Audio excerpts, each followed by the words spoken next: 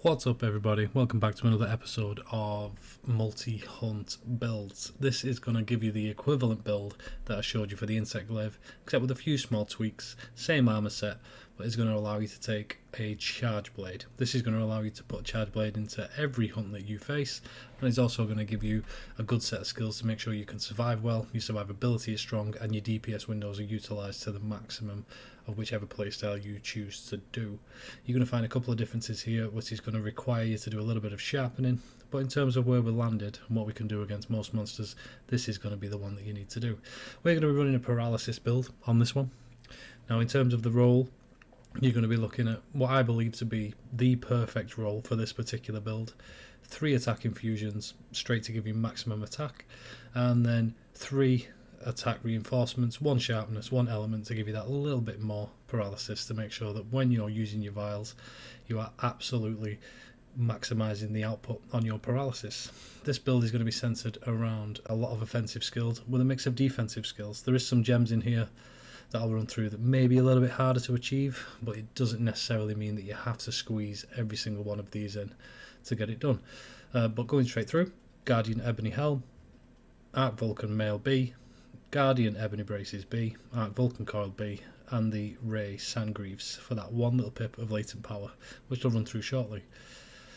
Gems, we're going to be talking through all of those, but let's go over our basic set from now. Attack boost 4. Raw is king, as a lot of you have known.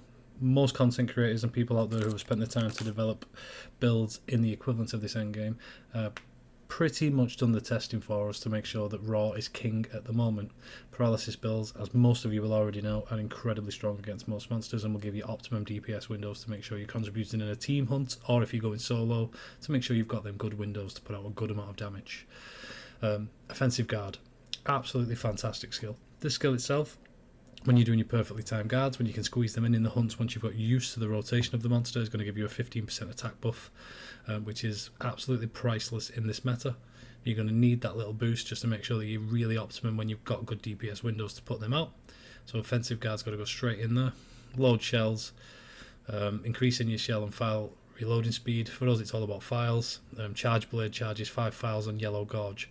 This is invaluable to make sure that when you're actually fighting that monster and recharging to make sure you're outputting as much DPS as possible, you are jumping as many vials in there as you need to when you're in Savage Axe mode, pizza cutter mode, as most of us know it. And then we scores a little pip of guard in there to make sure that the impact of attacks and reduces your stamina depletion to make sure we can get back to maximum might ASAP is just there to give us a little tweak, which is always good.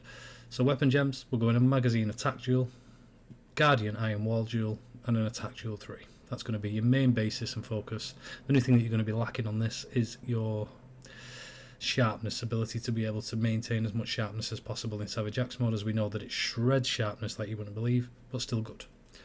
Into the armor duels, we'll go in Tenderizer duel 3 and a Tenderizer duel 3. This is going to go alongside our Chain Charm.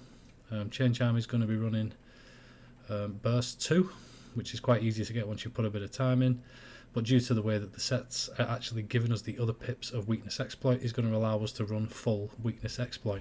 Weakness Exploit's been around for a long time, very very good skill. When you're optimum and you're in the right position with the charge blade, you are going to be putting out as much damage as possible because you've got a 50% affinity boosts when aiming on them weak spots. It's not going to be up all of the time, it's all about positioning, it's all about the maintenance of being able to be in the right place at the right time, but overall 50% with probably an uptime in good DPS windows of around 70% is a good affinity boost to anybody. Maximum might and burst.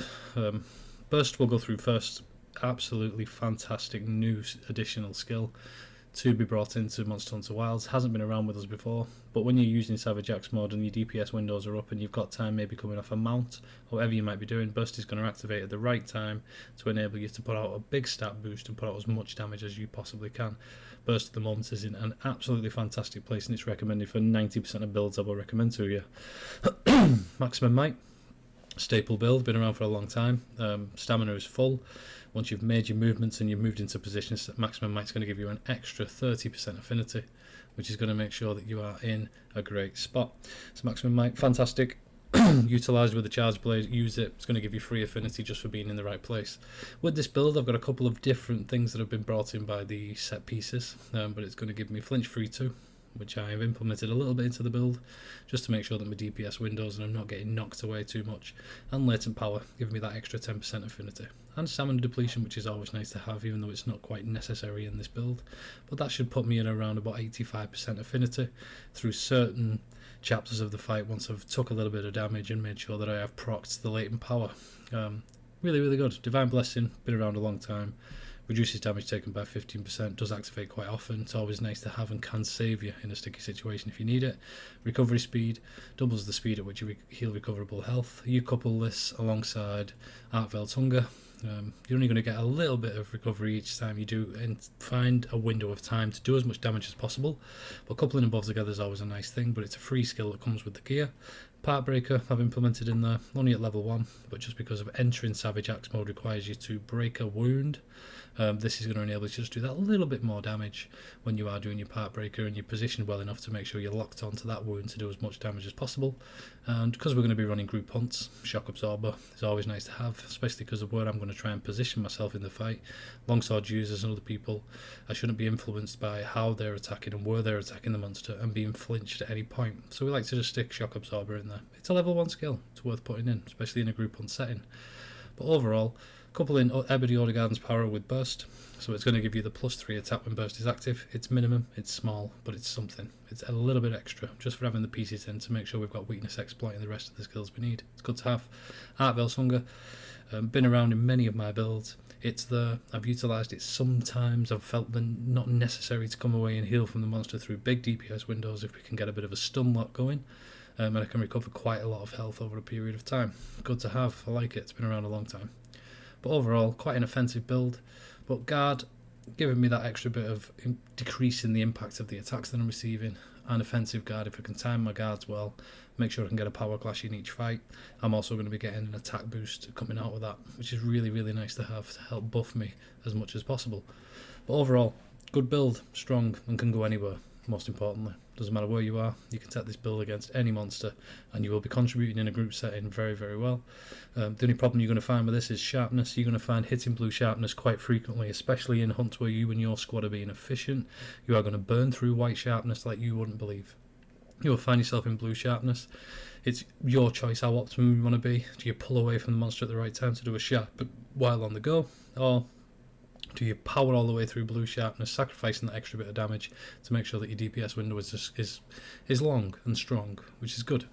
Don't worry too much about your resistances on this. You're going to show a water resistance -8. It's irrelevant.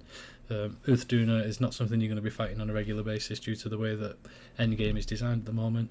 Dragon resistance of 2 is your most likely going to be enemy that you're going to be coming against. But 361 attack of defense, at full upgrade is still good to have. But overall, looking at the build, offensive, defensive, can take anywhere, great damage. If you position well and you find and you lock into a hunt and you can find great windows of DPS, you'll be doing a lot of damage when positioned correctly. To run through this also, we're going to run into a group hunt. We'll join a random SOS, similar to how most endgame farming is going at the moment, just to see what we can get involved with and output a bit of damage. Can we jump straight in here? Let's have a look. This, I say Duna, we're going to end up against an Duna here, but Paralysis is still good. We're in. This one's not going to be too difficult. It's only a 3-star rated arkveld. Still tempered, but he's not going to be as aggressive as a 5-star one would be. But we'll see how the group gets on, see what we can contribute and how we can play a part.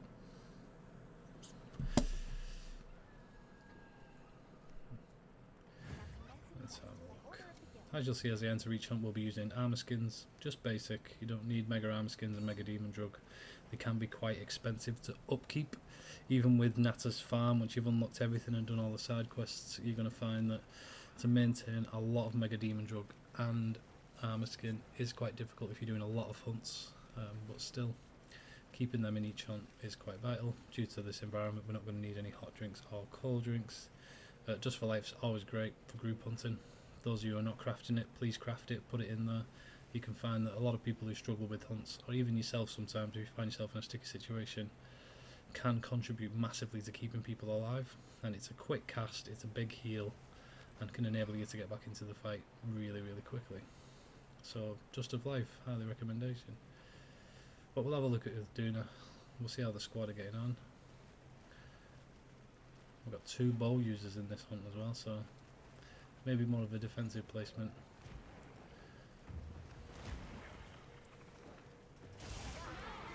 I'll jump straight into him now. With mountain, try not to be too greedy. It can lower the DPS of the rest of the squad very, very highly, as they don't output as much damage as possible. But if we can get a wall bang or 2, depending on how the monster's behaving, if not, we'll go straight for Cyber Jacks, bring him down. Let everyone do what they need to do.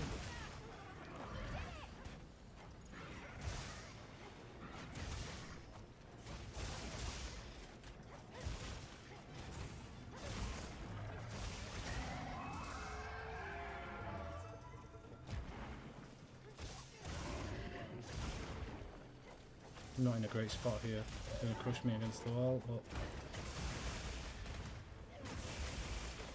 let's see if we can get a little bit of paralysis off early. That'll knock him out the air. There we go, early paralysis up.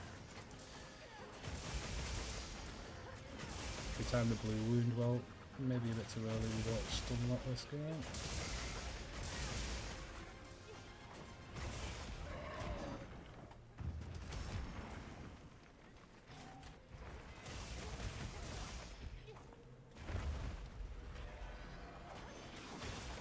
See if we can floor him here, get another big window. And then you'll see now we're about to burn straight through all white sharpness and straight into blue.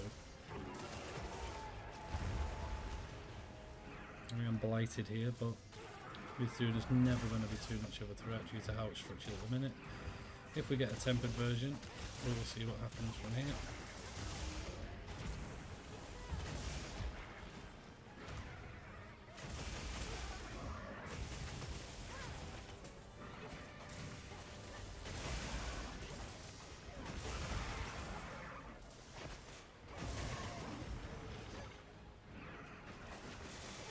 A bit of a stun lock if we can.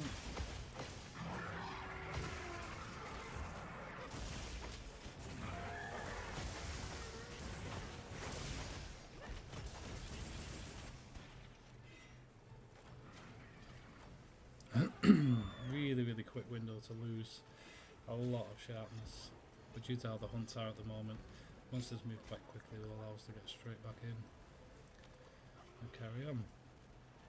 Now we had 1 paralysis prop, we did quite early, contributed with a mount.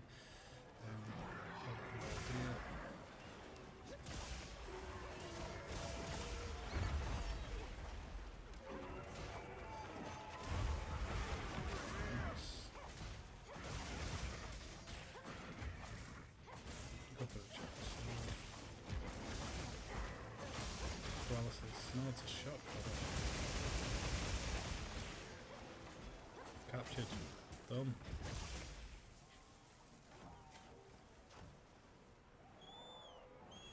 Nice and easy. No dramas at all. Now we'll head straight for arkveld. Resharpen. Always keep a maximum sharpness as how quickly you can burn through it. And we'll see how arkveld treats us. This should be a little bit different, more aggressive, but he is only a 3-star tempered version.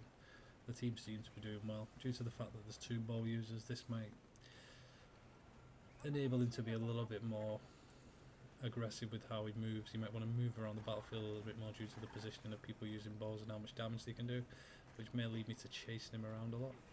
But once the DPS windows come, the paralysis stacks, and we do find that window with him, we will tend to do a lot of damage.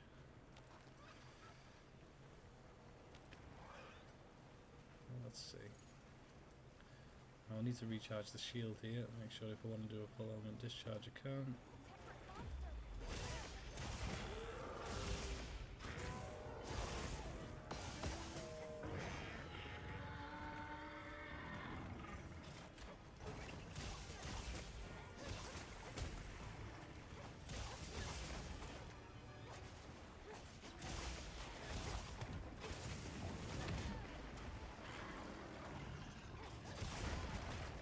Timing from me. And I'm stunned. Thank you. Just for life. Throws the team straight back up. And we'll cleanse off Dragon Blight. Let's get on for us, let's go.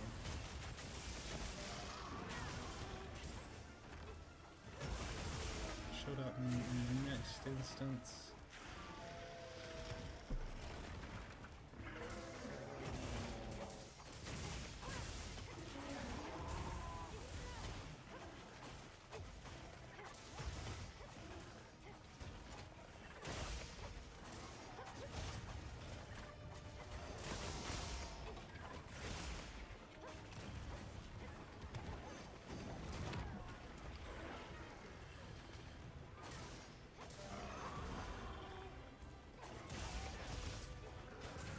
I'm going to get some fire outputs here, see if we can keep him in the DPS window. Maybe open that temper balloon on his head.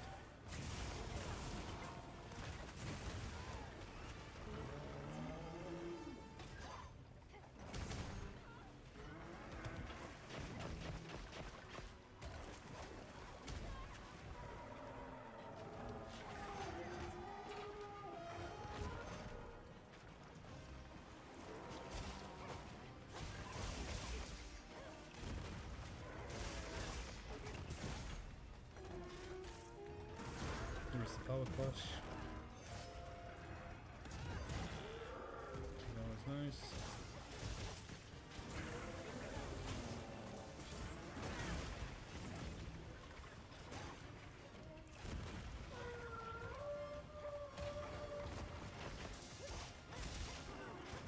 Goes Paralysis, a little bit later than expected.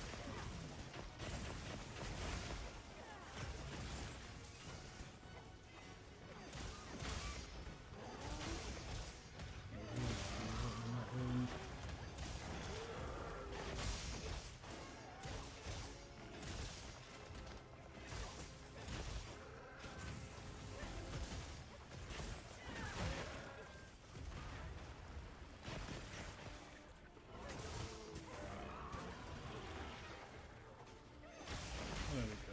I don't need them now. Let's just give the Savage Axe mode.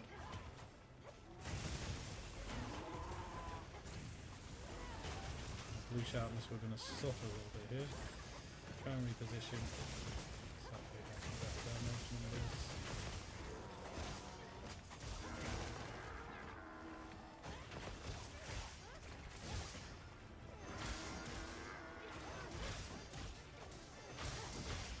Does not want to be done.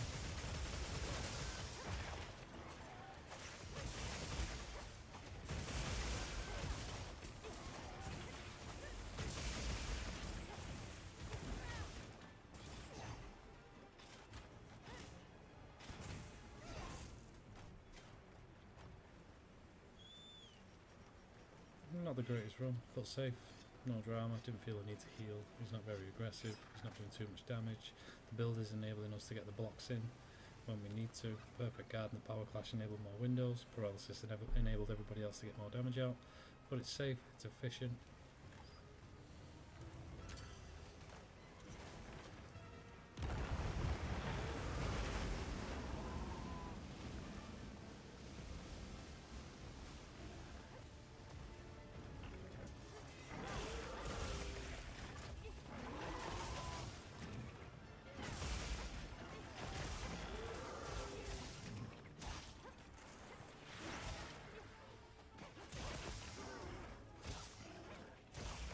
I'm going to keep some sharpness as possible here to enable now DPS model up and we'll be in full sharpness.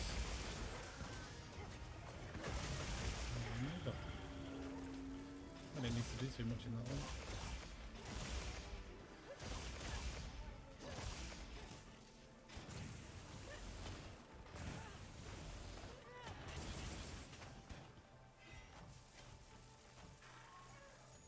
Nice. So overall, there you go, guys. Super easy. Not the best charge blade play from me. Udra went smoothly. Contributed well. I was safe. There was never a risk of death. The build's all round. It's nice. You can be more efficient with a charge blade and get a lot more DPS windows out there. But overall, not too bad. Have a look at it. If it suits you, any questions, fire them in the comments, leave a like, subscribe. Anything you want to know any further, any other weapons you'd like me to showcase, by all means fire them over. It's been a pleasure. Peace.